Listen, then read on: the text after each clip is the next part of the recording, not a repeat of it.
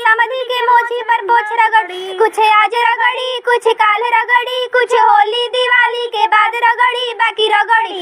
अगने में करौना के पौधा लगी, अगने में करौना के पौधा लगी। अगने में ओए जे भसुर जी स्नान करेले, पूजा पाठ करेले, अपना बहिनी के चूछा के दान करेले।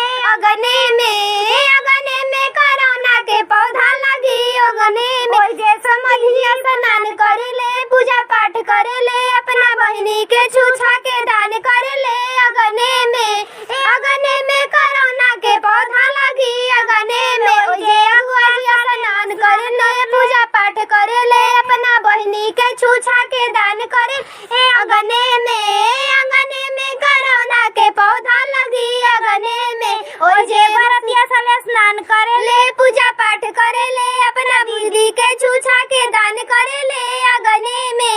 अगने में करौना के पौधा लगी, अगने में गाजा जलेबी में रस, आजा में गाजा जलेबी में रस। अगुआ के बहिनी के मारा धक्का धक बोला हाय रे हा।